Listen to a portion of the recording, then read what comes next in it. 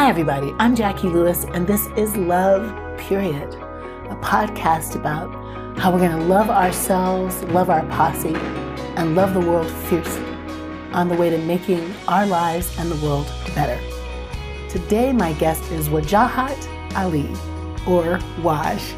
You know him from his comedy, from his TED Talk, from the places where he pens his amazing thoughts. What an incredible story he has to share about becoming who he is because he found self-love and how he turns out to his family and to the world. I hope you enjoy this conversation. Wajahat Ali. Waj, how are you? I'm doing well. I was like, oh my gosh, there's going to be a test now. Yeah, really, because it's like your full name. Do your parents call you Wajahat? What do they Nobody calls me Wajahat. So the way you'd pronounce it, if you're South Asian, is Wajahat. And the reason why I got a little nervous is nobody calls me by my full name. They only call me by my full name once I've done something terrible. So Wajahat comes after you've been a bad. Yeah, or I've done something bad, or I haven't called my mom, or my wife is upset at me and I've lost my husband equity, which happens every day. And then whenever I hear Wajahat, I'm like, huh. It's like with DEFCON 4. I'm like, what did I do wrong? I didn't do it. Let's just go with Waj. It's so good to see you. Congrats on the podcast. It's a matter of time. And I am so excited about it. This partnership with CAC, Father Richard is just the best guy, and this whole team at CAC are just amazing leaders. So it's good. And you're good. And if people hear children in the background, it's because we're recording this during lockdown, and I'm in my studio, which is my room, and my children, my 3 wildlings, just don't care. So they might just burst in the door with pressing life or death questions about toys, which I will have to answer immediately. So I hope your listeners can have some patience. We're ready for it. We can do it. Wash, what do they call you? What do your children call you? I call my father Abu, but Abu didn't stick. So they call me Baba. Baba. Yeah. It's so sweet. All 3 of them call me Baba. And there is something just really sweet about having 3 kids call you Baba. It's like you take on a different role. Once someone calls you Baba, it's just like there's a weight to it. It's hefty, right? Yeah. It's like, wow, I actually produced children. And I'm responsible for life. And God decided that like a guy like me should be responsible for giving birth to this world and continuing this thing called life in my lineage. And I'm now Baba. I was thinking about that earlier. I'm like, what would be on my tombstone? And I was like, what would I want to put in my tombstone? And don't worry, I'm not nihilistic for those of you who are listening. And I'm like, I'd be very just proud and honored if they just said, Abu Ibrahim wa Nusayba wa Khadija, which means the father of Ibrahim, Nusayba, and Khadija. And that's a good life. Oh, Waj, that's so beautiful.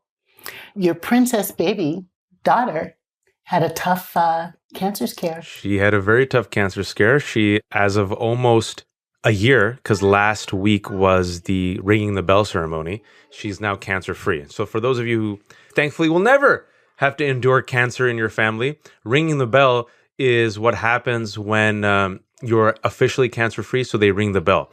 And she's now 1 year cancer-free. She had stage 4 cancer when she was 2 years old, a couple of months before her 3rd birthday. It spread all over her liver, and there was a spot they found in her lung. And she needed a full liver transplant, and there were so many complications, and chemo was delayed, and within 2 weeks, this beautiful girl had turned into just hollow bones. And they said that if you don't find a liver transplant, ... So we found an anonymous liver donor who chose to be anonymous at the time. And then he's now decided to reveal himself. His name is Sean Zahir. And he just read about what was happening with my daughter. And thankfully, he just happened to live in DC. And he just happens to be Pakistani and Muslim. And he says, O blood type. I'm O blood type. Maybe I'll go try out. For a girl he'd never met. He never met her. So a lot of people think, this anonymous donor is a friend or a family friend. Random dude we have never met in my life. And the way God works, if you will, is his wife followed me on Twitter. Now, why did his wife follow me on Twitter? Because 4 years ago, I decided to take a speech at UNC. And she came and saw me, and she really liked the speech, and she followed me on Twitter ever since, but she never reached out. And she was sitting on the couch with him, and he's a Luddite for a millennial. He's not into social media apps. And she was just reading out loud, Wajahat Ali's daughter needs a liver donor. They're asking for a call out. He says, oh, give me the phone. And I did a thread, and he's the one that actually touched the thread. Because she just read the first tweet. I did 4 tweets with more details. He goes, huh? He goes, oh, I'm O blood type. I'll go try out. And she goes, you'll try out? She goes, yeah. And voila, lo and behold, literally when we need it most, a liver donor steps up. She gets a brand new liver. She does her post-transplant chemo, and, you know, it was really harrowing, but knock on wood, she rings the bell. And, you know, during this pandemic, during this crisis, we always look at her and we say, you know what? Can't complain. We have a living miracle. So I know people are going through a lot, but like if you're, you know, because you sit there as a parent, and when I first found out I was in Vancouver, I was about to go on stage for a TED Talk. You know, I'd left my family for a TED Talk, which is like this big main stage TED Talk. And my whole TED Talk, if people want to see, it's the case for having kids. And I'm like, look at the irony here. Like, I'm going to go make the case for having kids. And I'm sitting here in my hotel room and my wife is crying, saying they just found spots all over my daughter's liver. And I was like, what do you mean? I just left the house 2 days ago. She goes, yeah, there's a bump in her stomach. Like there was a growth. I'm like, in 2 days, I just played with her stomach. I played tabla on her stomach. What are you talking about? And then from April to January, things like that just turn on you on a dime. And, you know, I think you think it's dark and it's over and there's no hope. And then just like that, you see kindness and you see a miracle. And people, and then on this, people always say, I need to see God. I need to hear God. I need God to talk to me. I need the burning bush to have a white man's voice. I need Charlton Heston in a beard to come down the mountain, even though he's an Egyptian. I need Charlton Heston as an Egyptian. And then you're like, you know, but like if you want to see these miracles, you see these miracles in everyday life, right? Like look at the plot twists. Like certain things had to have happened for him to take that phone and press it and then try out and live just close by. And somehow I was on CNN at that time, which gave me a platform to give awareness. And then 500 people tried out, but 499 people didn't take. And the hospital was like, we've never had this many people try out and this many people fail. And lo and behold, this happened. And now you ask me a simple question, and I see my daughter right to my left with her dress, eating an ice cream. Haagen-Dazs is her favorite because she's a diva, with her headband. So you asked me a simple question, I gave you a long answer. Nuseba. Nuseba. What does it mean? It's an old school name. It is the name of a warrior princess. The reason why we chose it is Nuseba is a historical figure who supported the prophet when very few people did. She was known to rush into battle as men fell and ran away. And first she came to give water to the wounded soldiers. But then when the prophet himself fell off his horse, she's the one who carried the sword and took 12 wounds that scarred her for life. But she also is the woman who asked the prophet, how come all the verses are directed towards men? And then 2 days later, a revelation came that said, "O ye who believe, believing men and women."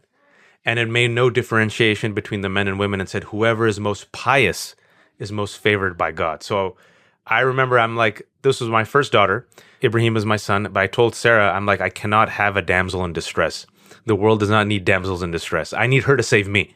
So we wanted a warrior princess, and she lived up to her name. That's why she's Nuseba. Right. Oh my gosh. Well, praise be to Allah. Right. Alhamdulillah.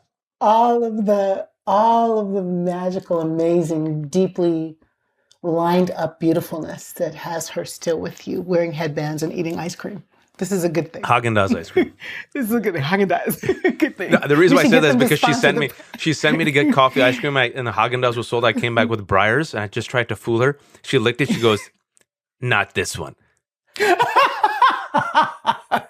So I'm like, all right, you survived cancer. You get to be a diva. I'll go get Haagen-Dazs. Oh my gosh, not this one. There is this incredible, against the backdrop of all the things you and I know are happening in the world that we can mourn and complain about, and we will. This way that there is a spark in humankind that knows how to love, each other, knows how to step up. I really believe that. Yeah, I do too. We lived it. Yeah. 500 random strangers, people I've never met before, decided to step up for a 2-year-old girl who needed a liver transplant. That shows you something, that even when you lose faith in humanity, I think we often sometimes do. We can. Look what's happening. You need reminders like that we all have the capacity for kindness and decency. Sometimes we just have to be invited towards it or to it. Yeah. And people step up. That's right. This book that I've got coming out this year called Fierce Love, talking about the love of self, the love of your posse, your family, friends, and the love in the world. And I think when you were sharing with the Auburn Senior Fellows that we all hang out with, this story, if you didn't think that there's love in the world, you know it now. Listeners, if you don't think there's love in the world, you know it now. You know it now. Wash, what do you teach your children about that? Your son is old enough to know what happened. Of course, your daughter lived it. What are the lessons you give them about like world love when you... we made the choice, my wife and I, Sarah and I made the choice to actually keep both of them informed as much as possible about what was happening. And children, you will be surprised, are brilliant creatures, very intuitive, very empathetic. Even if they might not communicate it, they have their own way of understanding what's happening. My daughter literally told me, she had just turned 3, she still had cancer. She goes, Baba, this cancer, it's in my belly, right? And it's what killed that one woman we one time met, right? The cancer took her away. And I was like, oh my God. And she knew the entire procedure. She knew the medicine. She knew what was happening. She knew the NG tube. And my son, a sensitive boy, you can imagine his world got turned upside down. Mama's here, and next thing you know, Mama's gone in the hospital, and Nunu's gone, and Baba's the one taking him. It was really like very tough for the first week or two, but we told them about what was happening. We decided to not shield them from the horrors of the world, which is what a parent often does because our genetic makeup is to protect our kids at all costs. But we thought if we invite them and keep them aware and make them part of this journey and educate them and tell them what's happening, maybe that will make them more appreciative. Maybe it'll make them more confident. Maybe it'll calm them. And that's what happened. They were like Ibrahim and Nusayba just knew what was happening every step of the way. Liver transplant, cancer. Why are we at the hospital? And then each time we were there, my wife and I independently made a point to say, look how lucky we are that we have health care and we're in the hospital. Look how lucky we are that these nurses love you. Nusayba, your family originally comes from Pakistan, and sometimes people don't have these resources. In America, some people don't even have these resources. We should be grateful. And so every day we were just grateful. Even during cancer, it's like, be grateful. Be grateful for the fact that you have a chance at life. Be grateful for the fact people are kind to you. Be grateful for the fact all these aunties and uncles, makeshift aunties and uncles, are checking in on you and giving you toys. Be grateful for the fact that you have a liver transplant. Be grateful for the fact that we were able to go to Ocean Beach during the elections because all these organizations are set up to give charity to help these kids, right? And so there was this type of, I think, acknowledgement of luck and gratitude and thankfulness that my wife and I had throughout the journey and that we have now, that we have tried to instill in our kids. And also, and now my son who's 6, and I was just so proud of him because he does his own prayers now, right? And he just does it on his own. And so the lights went out 2 days ago, like everywhere in our block. And and Ibu was awake with me and he goes, Baba, and he just on his own, he goes, Baba, may Allah protect everyone and may Allah protect a mama who's with giving baby Khadija milk right now. And may Allah just take care of everybody. And so the fact that my 6-year-old kid on his own just did this impromptu prayer because he was a little bit worried and scared about the dark, and he knew the entire block had run out of energy. The fact that he would say that prayer is just made me it's like you get that moment as a parent, you're like moment of pride, maybe I haven't completely effed up, maybe my child won't be a serial killer and a freak and go to therapy and be like, my parents messed me up. So maybe he'll be spared that. Yeah. So I think there's something about these kids, like I said, that they went through a traumatic experience.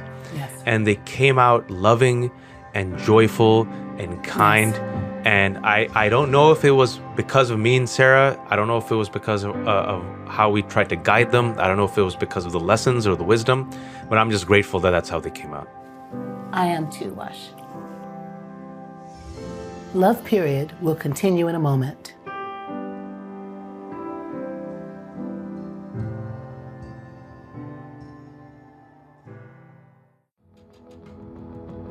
You are a Muslim from Pakistan, My family's originally from Pakistan. I was born Pakistan? and raised You here. were born here? California.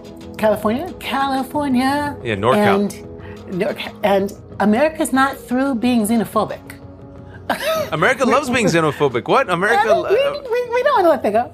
So, like, talk about your own self. I mean, I know you to know some of your journey, but talk about your own self, about being Muslim in America and self-love. Like, what's it been like? What's a journey? I mean, you've got these babies you're raising, and you are killing it from what I can see, you and Sarah, instilling in them hope and positive and agency and goodness. But it's not always that way, right? No. Yeah, I mean, so it's I think it's an important question, is how can you inculcate self-love? And people might roll their eyes with that and say, oh, that's some Hallmark nonsense. But just think about it. Think about it if the president of the United States, the most powerful man in the world, the commander-in-chief, right? The figurative leader of the world, the representative that we sent out to the world, our ambassador, says, I think Islam hates us. And he gets to the White House by proposing a Muslim ban and promoting conspiracy theories and attacking Mexicans and black people. And you have a rabid base that repeats it. And you have people in Congress who repeat it. And you have people on TV who repeat it. And if you are taught to hate yourself, to hate the shape of your nose, the color of your skin, your hair, when you don't see the American protagonist ever look like you or your dad or your uncle.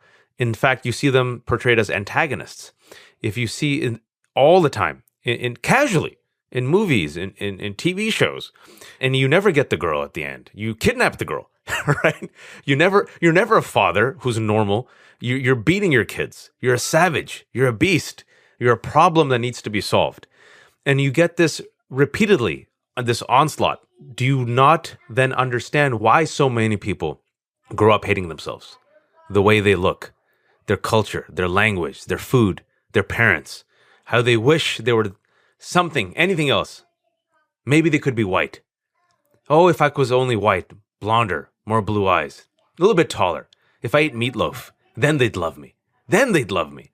And the thing is, you search for that love outwardly, and it's like a futile search. It's Sisyphean, because that rock will always fall down, because this pathway, the salvation, the door that opens is self-love. It's only when you truly love yourself, then you can step out confidently in the world. And it doesn't matter then that you're black or brown or blue. You're like, I love myself. And I have the capacity to not only love myself, but love others who look like me and who don't look like me. And so I say all this because you can imagine that this 20-year worth of hazing of Muslims that happened after 9/11, where you're seen as a problem that needs a solution, where your loyalty and patriotism are treated as suspect due to the violent actions committed by people you've never met. And because of those 19 hijackers, now this entire thing called Islam, which has been around for 1,400 years, is now suspect. And you have to prove you are loyal and an American and decent and modern and enlightened to a nameless judge, jury, and executioner that holds you suspect. And it's not just the fringe, it's the president of the United States. And so I always told people that, you're very lucky if resistance to Trump meant you just had to go protest. I said, for the rest of us, resistance literally means walking outside of the door with your head held up high, having pride, and teaching your children to love themselves. That's resistance. That's resistance. Because you are faced daily from an onslaught by a country that you love that doesn't love you back, right? And then makes you prove your loyalty despite every overture you've done in your life to prove that you're even more patriotic and Americaholic than those overdosing on America. I mean, look at black people. They save this country from themselves each and every single time, and the country betrays them each and every single time. And, each and every single time. My wife is South Asian. I'm South Asian. I'll share this conversation that we have often, and forgive me if it might be offensive, but I say, if I were black, why would I love this country? I said, the testament to love, the testament to kindness is Black America. Because I told my wife, I said, listen, if America treated me the way they treat black people, I would want to kill every mother effer in this country. I would want to burn this ish down to the ground. To the ground, yeah. And I would have every right. I would have every right. I said, you've betrayed us, you've mocked us, you've killed us, and you don't care. And you get angry about a vulgarian losing the election, and that rationalizes your temper tantrum that results in a violent insurrection that kills 5 people. But you won't even say Black Lives Matter when people are protesting the police killing Black lives. That's the difference. And that's why you need self-love. That's right, Wash. And, earlier today I was talking to my collegiate colleagues. There are 5 collegiate churches and we have a built-in team. And how are you doing? How's the fire? And I don't cry every day because I can't. But today I did. And I said, there's the fire. And then there's just watching American text, the text of America, which will arrest some singing. When Raphael Warnock was down in the rotunda singing with William Barber about healthcare, I was there that day too. We sang outside of McConnell's office. I didn't get thrown around arrested, but I got arrested just for being Black and singing outside of McConnell's office. But you can be white with your flag and your Nazi shit-ish, and you can just move in the world with such anti-Black racism and hatred. And that's one horror. And the other is the everyday microaggressions, Wash. Every single day. Every interaction. Every single day. Every interaction. Where people don't see you, won't talk to you, don't respect your authority, go around you, don't include you, do not imagine that you're smart, attribute all kinds of things to your Blackness that has nothing to do with your humanity every single day. Yeah, and every day you have every single day. And every day, in every boardroom, in every phone call, you have to strategize. I think that's what white people don't realize is the constant mental gymnastics that the rest of us have to engage in to make ourselves seem palatable for white rage to accept us. Right? Because so you can get your work done. Yeah, because at the end of the day, you just want to get your work done. I don't have time. I got 3 kids. Right. It's not, it's like, will I then today say to you, and use all my wonderful psychology and religion and use my I statements and say, when you X, it made me feel that you couldn't see me and that my Blackness was an issue. And therefore, please don't do that again. Do you do that? Do you take time to do that? Or if you do that, will the whole thing become you're angry and Black? Or will there be an explosion that you have to put back together? Yeah, because you have to put them back. You have to put put their fragility back together and ensure them that they're not racist and they're good people and they're well-intentioned. And I know you didn't mean to do that. But I know you didn't mean to be racist and insult me and my family and my religion and my culture. But yet you did. I try to now. I'm glad you mentioned that because I'm trying more and more because I do think we're living in a moment. Yes. God knows how long this moment lasts. But analogies help. And I've seen a lot of white allies, like just yesterday, I did this tweet that took off. I have no idea why. Rick Wilson, who's a friend of mine, he swears a lot. We have different politics, but he's done good work with the Lincoln Project. And, he was on Joy Reid's show and he used language that trended, right? He called these people this funny stuff. And I just made a point. I said, I got nothing against Rick. He knows this, but I cannot imagine saying that on TV. Me and so many commentators of color, if we said that, we'd immediately get fired. Yeah. And then I did a quick thread just giving examples.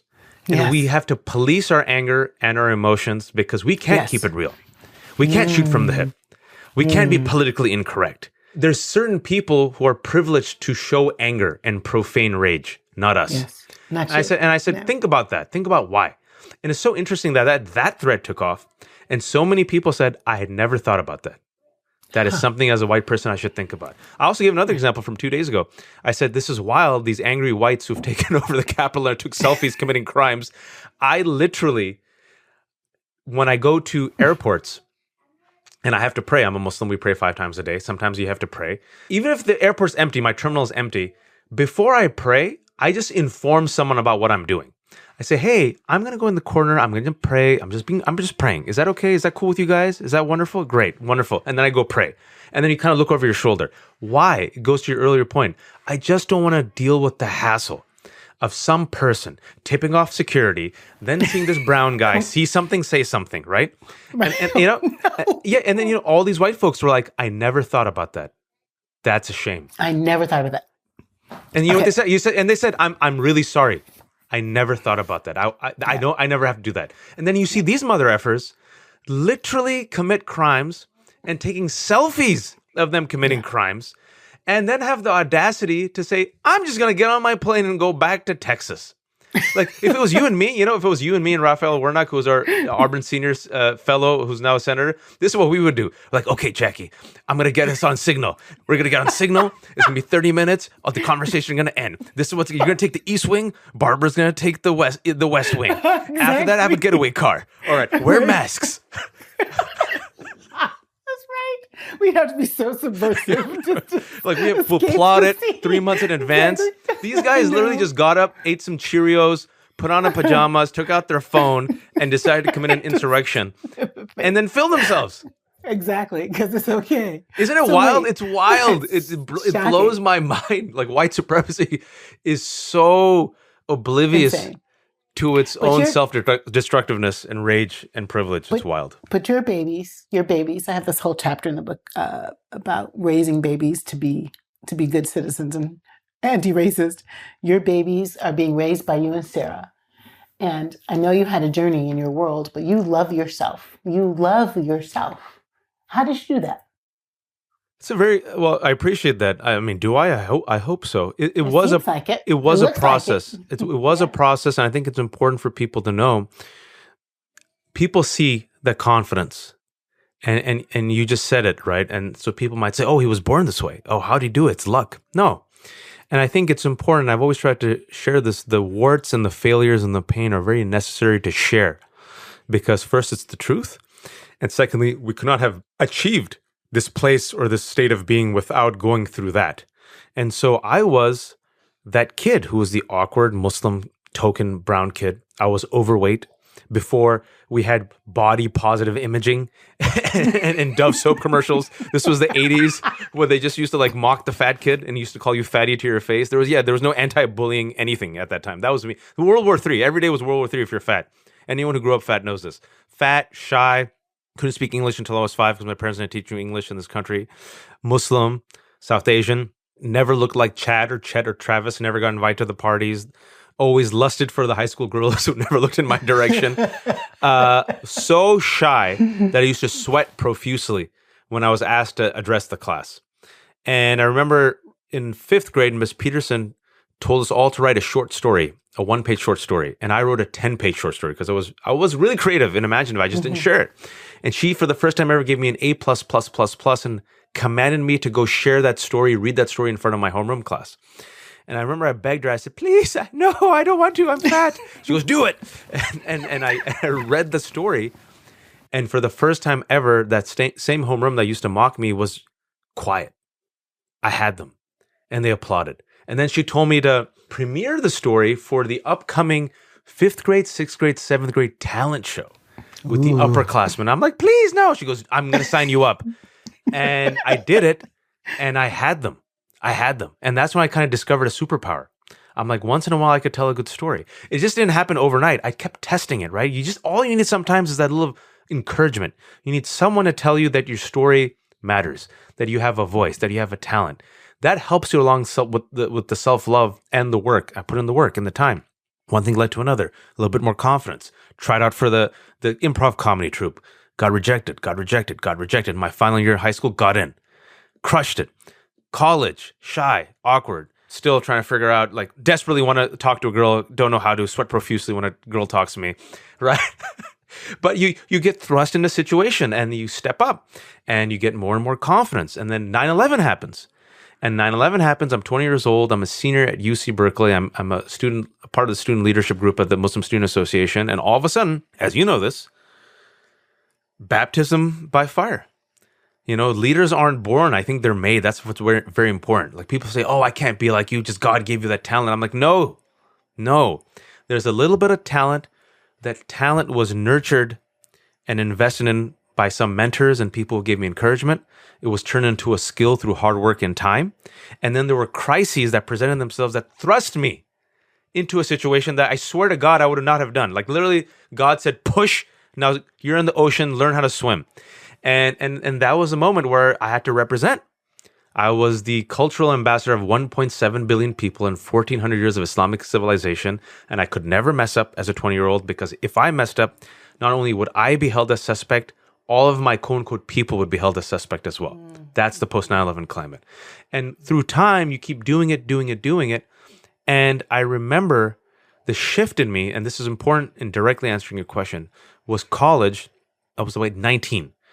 And I remember vividly, I said, I've spent my entire life trying to be cool, trying to be loved, trying to be the guy in the movies. And I can't be that person. I can only be me. So I'm going to let the freak flag fly. That's what I said. I'm going to own it. And if people like me, great. And if they don't like me, great, because this is too exhausting. I can't do this for the rest of my life. And fast, and maybe in hindsight, it's not, it makes complete sense. But right when I did that mental switch, I became popular. Girls started liking me. I was more free. You stopped sweating? Yeah, I started sweating. I got more confident. Like, things started happening. Like when I had the confidence to tell my story and be my authentic self is when life started to open up. And each time, that's been something that's really important for people who are listening. Each time in my life, when all of us are plagued with self-doubt and all of us have these moments where we feel stuck. But whenever I go back right to the basics, I'm like, I'm just going to be me. I'm going to be my best authentic self. I'm going to love myself. I'm going to be my best advocate. I'm going to say Bismillah and just throw this energy out into the world. And people like it, great. If they don't like it, that's okay. I've always succeeded. What's Bismillah? We begin in the name of Allah. Begin in the name of Allah. Waj, what do you know for sure about love? Oh, wow. What do I know for sure about love is that you should consider yourself a winner in life if you are lucky enough to experience it. If you are lucky enough to have loved and been in love, I believe you have won on this thing we survive called life. One thing I know for sure about love is you should never take it for granted. Mm-hmm. And that at the end of the day, love has the ability to make you do things that you thought were not possible. Whether it's self-immolation or self-revelation. That's the power of love. So it's one of those things where I feel like the one thing for sure I know about love is you should never, ever take its power for granted. I mean that. You should never, ever underestimate it. And people joke about it and they laugh about it all the time. Like, they're like, oh, this is cheesy Hallmark stuff. And, maybe because I'm older and I turned 40 and I have 3 kids and we're going through a pandemic, I'm much more tenderized. I would never talk like this or admit talking like this 5 years ago. Because, like, you have that Spartan male. I still have that Spartan male stereotype in me. I never cry. Only if a crocodile eats my leg, then maybe I will shed one tear. My wife just looks at me, who cries every day because she's like a spiritually, emotionally evolved, healthy human being. She's just like, what's wrong with you? Like, just cry for once. I'm like, never shall I cry. I keep everything inside. You just lock it up, put it in a jar, put it on a shelf, and then one day you just keel over and die at the age of 65. It's like most men in America. It's like death by 1,000 cuts. Or the comes like you have a midlife crisis, you're like 55, you're a Spartan man, and you see a Hallmark commercial, and then you just start crying, and your kids are like, what's wrong with daddy? Is he having a heart attack? You're like, oh, I love my father. It's the first time. And the mom is like, just let him cry. He needs to let it come out. So that's why I feel I really do. What I said about love right now is not just Hallmark stuff. I really mean that. I just feel like I think about all these people right now who are dying by themselves in this pandemic. And I'm thinking about all these people, my friends who are single. And, I have conversation with them, and some of them are very happy, but some of them are like, I got the success, I got the money, I got my career, and this has made me reevaluate some life choices. I really wish I would have invested in love, right?